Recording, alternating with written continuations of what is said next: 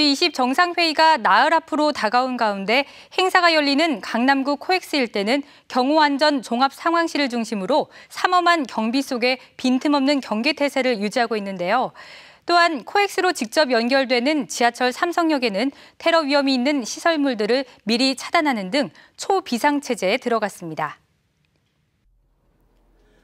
오바마 미국 대통령이 탄 차량이 움직이자 이동 경로가 상황실 대형 스크린에 나타납니다. 3D 입체 영상으로 코엑스 주변 도로와 건물, 그날 일정까지 한눈에 파악이 가능합니다. G20 정상회의가 열리는 코엑스 내 경호안전 종합상황실에서는 회의장과 숙소 등 각종 행사장과 이동 경로를 통합적으로 관리하고 있습니다. 국가정보원, 국방부, 경찰청 등 유관기관과 24시간 비상체제를 유지하면서 만일의 사태에 대비합니다. 코엑스 행사장으로 직접 연결되는 지하철 삼성역 역시 철통 보안 태세에 들어갔습니다. 서울 지하철은 삼성역을 포함한 전 역사에 쓰레기통과 무인 우편 창구, 무인 택배 보관함을 G20 행사가 끝나는 오는 12일까지 한시적으로 철거, 운영 정지합니다.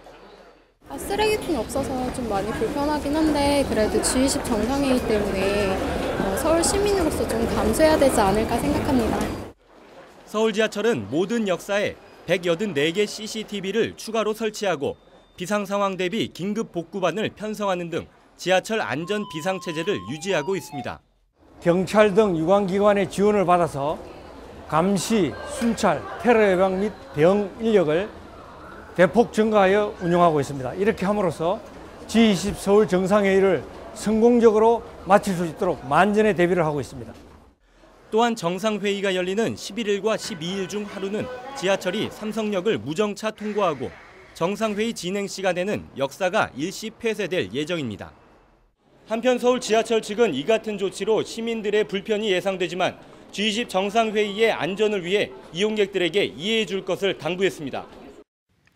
G20 정상회의의 모든 준비를 마친 정부가 시민들의 대중교통 이용하기를 집중 홍보하고 나섰습니다. 복잡한 서울 거리를 감안하면 사실 제일 걱정되는 부분이 교통인데요. G20 기간 동안 우리나라를 찾는 외국인들이 이용할 서울 시내 대중교통에 불편함은 없는지 알아보고자 직접 거리로 나가봤습니다. 지난 3일 서울 도심에서 외국인 관광객과 동행해 택시를 타봤습니다. 영어를 할 줄 아냐는 질문에 잠시 당황하던 기사가 자신의 휴대폰으로 외국인 번역 서비스를 연결해줍니다. 잠깐요. 미국 분이거든요. Okay, this is really great. Because I want to go to Myeongdong. 이번에는 서울시가 지난해 도입한 외국인 관광 택시를 이용하고자 전용 번호로 전화를 걸어봤습니다. 목적지를 말한 지 채 10분이 안 돼 택시가 도착합니다. Where to, ma'am? Yongsan Station, please. Yes. 이처럼 외국어 회화가 가능한 관광 택시는 현재 서울 시내 250여 대.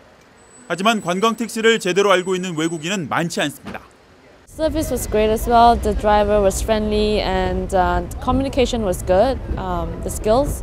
So the only thing is because before this I didn't know there is such thing as international taxis.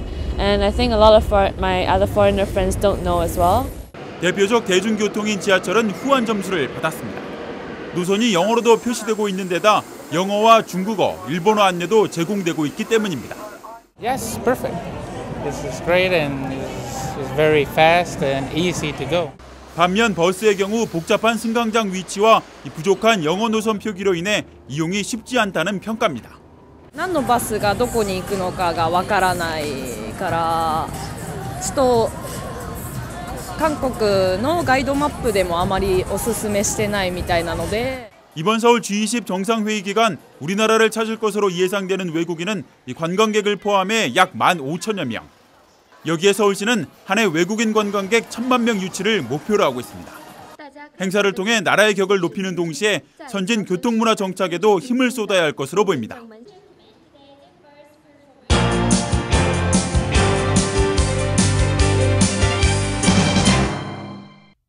국제통화기금 IMF에서 우리나라의 지분율이 1.8%로 높아지게 됐습니다.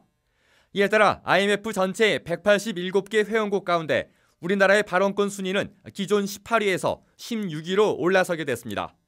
중국은 지분율이 4.0%에서 6.39%로 대폭 늘면서 발언권도 6위에서 3위로 뛰어올랐습니다.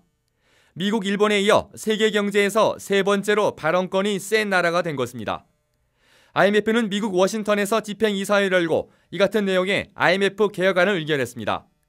지난달 경주에서 열린 G20 재무장관 중앙은행 총재 회의에서 합의한 선진국의 보유지분 6% 신흥국 이전 결정을 그대로 받아들인 것입니다. 이에 따라 IMF 이사회 구성에서도 신흥국의 자릿수가 늘어나게 됐습니다. 현행대로 24명을 유지하되 근본 쿼터 계획이 발효된 이후 최초로 진행되는 이사 선출, 현재는 2012년 말로 예상하고 있습니다. 이때는 2명의 선진 유럽 이사 수를 축소하여 그 2명의 자리를 신흥 개도국으로 이전하기로 했습니다. 인도와 브라질도 각각 지분율 순위가 상승해 발언권 순위 10위 안에 포함됐습니다.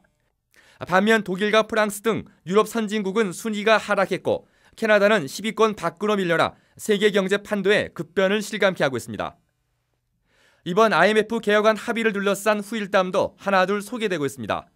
정부 고위 관계자에 따르면 지난 2월 인천 송도에서 열린 재무차관회의 당시 각국 대표단은 고성을 주고받을 정도로 첨예하게 대립해 우리나라가 여러 차례 중재에 나섰던 것으로 전해졌습니다.